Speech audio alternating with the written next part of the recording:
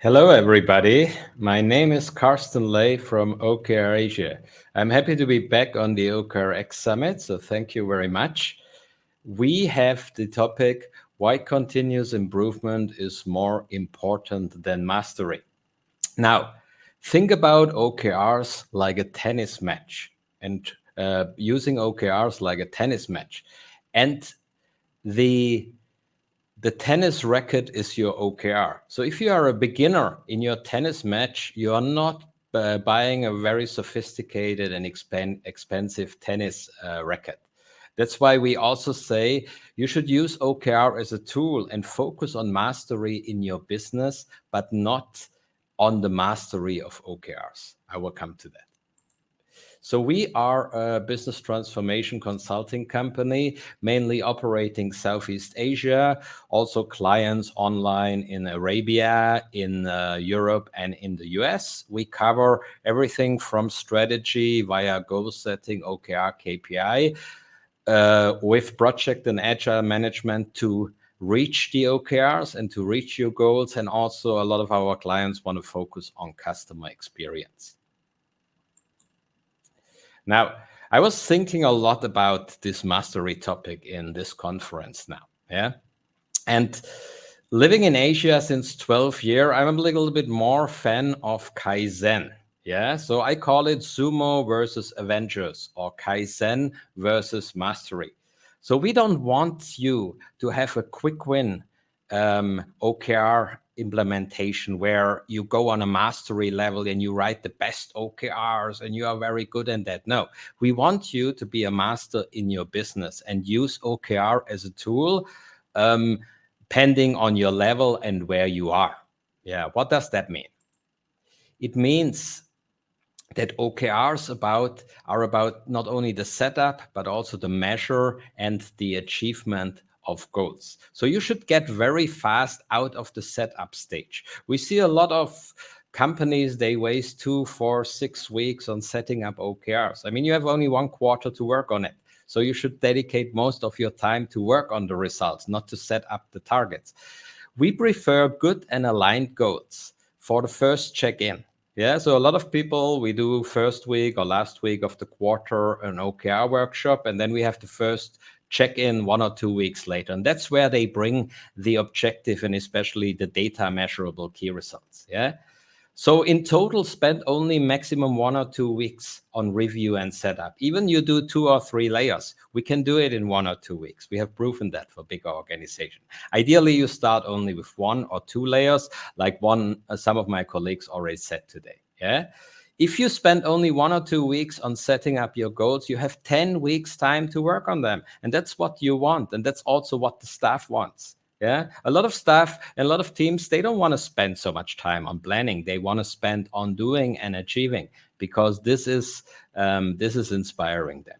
So don't forget, OKR is a planning and tracking tool, but the main work is in your sprints, in your projects, in your deliverables, in your milestone, in your operational tasks. That's where the magic happens. The magic doesn't happen in OKRs. Yeah. So back to the headline here, OKR is the battle plan. That's very important, but it's not the battle itself. Your company, your product, your customer, that's the battle. Yeah. Day by day. Yeah. OKR is facilitating that. Like I said, we should write OKRs fast and together. So there's a workshop process. Yeah, we bring 1 or 2 layers from the company together to write objectives, which are a little bit more like guidelines. So don't spend too much time on objective because these are a little bit more blurry and inspirational.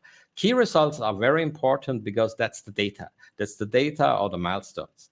And then when you align that in the workshop, don't even speak about the actions. If you're an empowered organization, the teams or the employees should come up with the actions.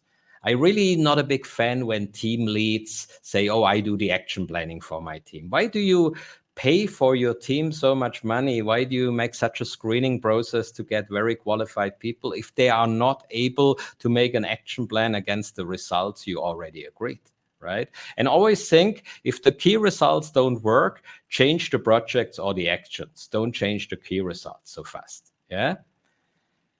Give them time until the first check-in to finalize.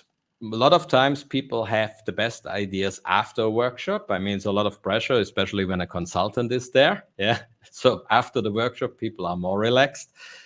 It's about the doing and the measuring in the workshops, right? And focus on lagging or outcome key results. So we realized that the first time we do OKRs with companies, they always have what we call leading or finalizing key results.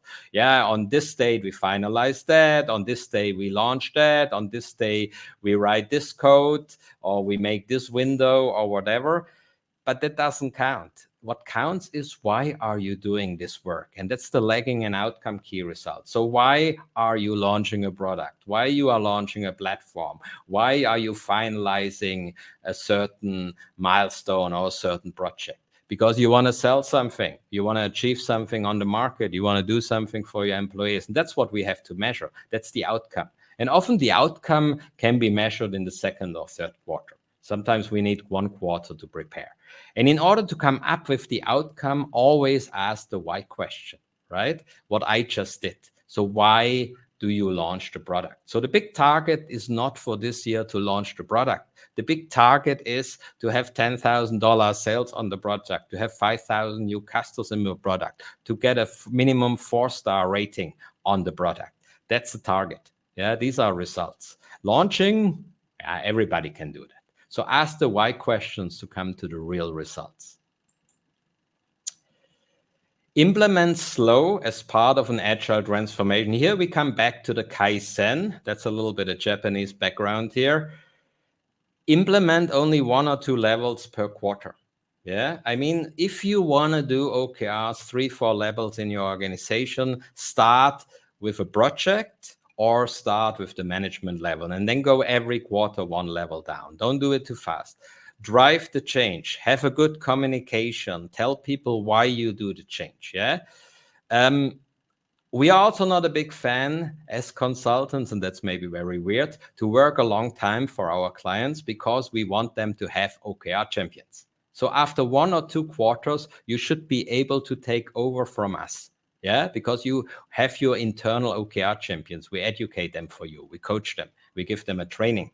And once you have them, they can do the trainings. They can do the workshops. They can do the check-ins. Yeah, so please, after 1-2 quarters, please go on the OKR champions. Get your internal facilitators.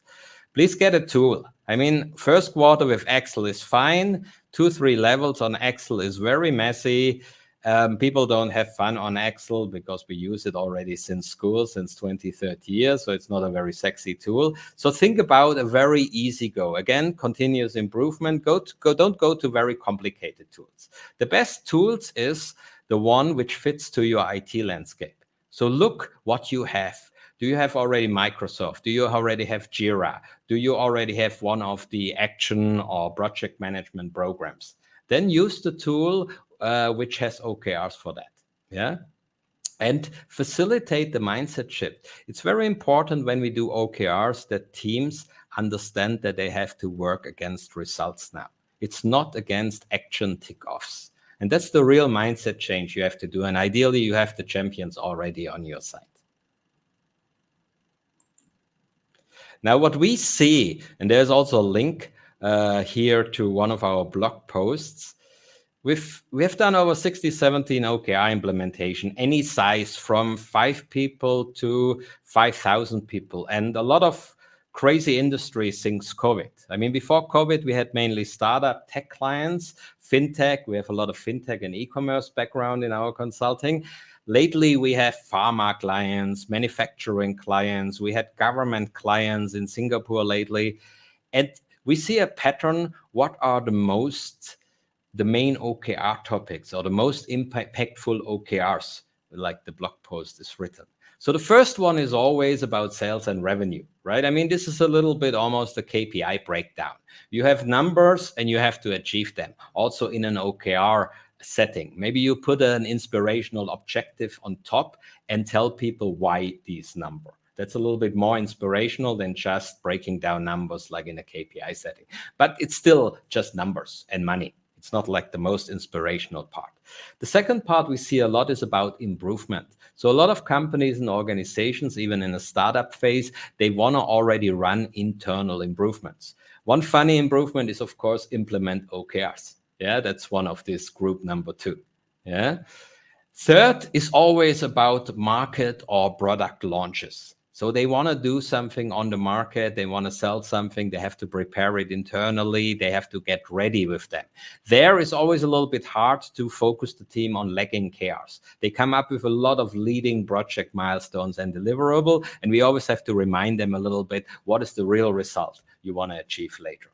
And then this is a little bit the basic number 1, 2, 3.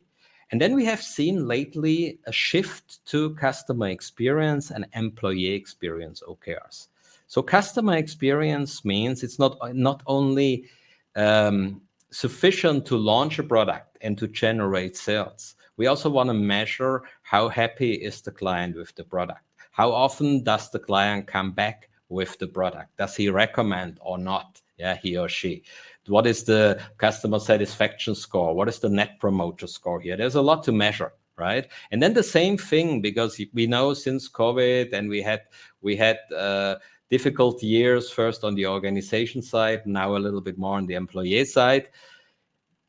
We have to measure who fits to our company, how can we make the people happy in our company, how can they be satisfied, what kind of work do they want, what kind of environment we want. And that's what employee experience OKRs can do for you. So it's not only a market driven, but also internal driven. There's also something like an employee net promoter score where you can ask the questions if they would recommend you. Yeah.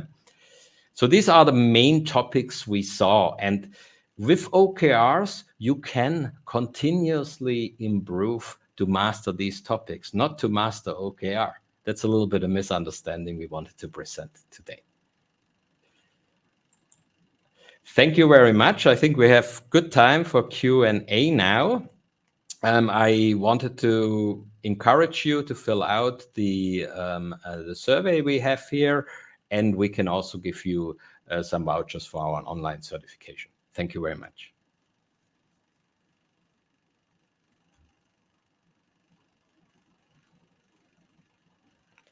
Any questions?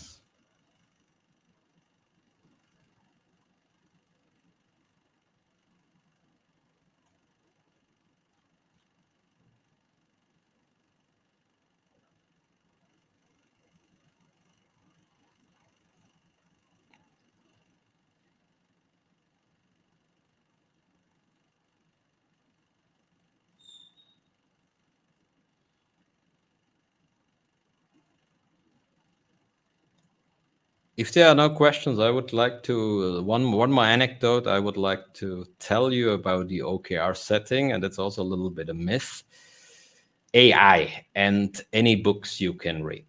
Yeah, of course you can ask AI to help you with the OKRs, and there are a lot of tools they do that. But remember, OKR is a helper. You still have the brain to verify them and to know what you want. I would not recommend to copy any OKRs, especially from big or successful organization. We had a client in Southeast Asia, a tech client, where HR came up with an objective which was called increase the talent density. Yeah? And increase the talent density already sounds very weird and not so inspiring, because it also means you don't have talents. That's a slap in the face of the people. I come to your question in a second. And so then we asked the HR head, where did you get that from? And after a while, she said, oh, I copied it from Spotify. Don't do that. You are a leader, right? Or you and your team together write the objective. You have enough brain power, enough insights to really come up with your own OKRs. Okay, good. Let's go to the question. Sorry for the anecdote. Most common impacting, which was ops improvement. This is usually difficult to measure. Actually, ops improvement is very easy to measure because most companies have a KPI dashboard. Yeah, I mean everything you do in operations, is it sales? Is it efficiency? Maybe you speak about efficiency. So I was head of a call center Call center is a very KPI environment. Yeah.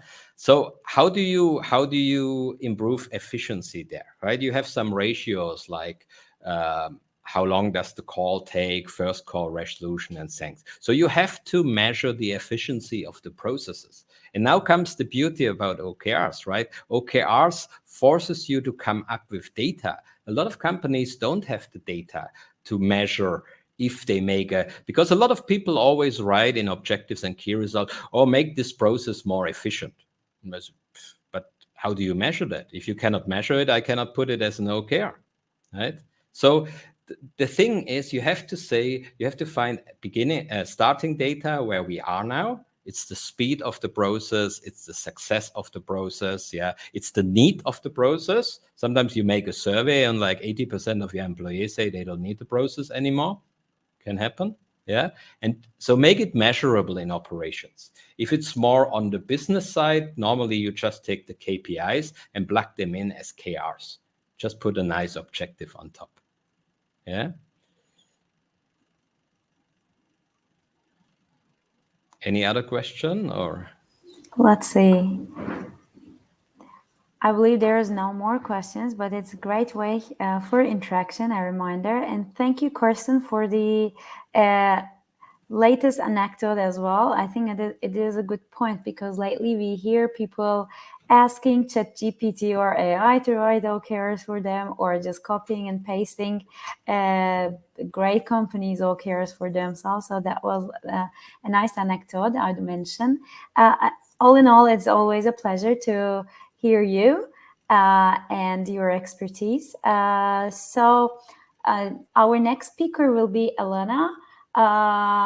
And she will be talking about clarification tips when it comes to mastering OKRs and strategy. So thanks, Carsten, and hopefully see you later. Thank you very much.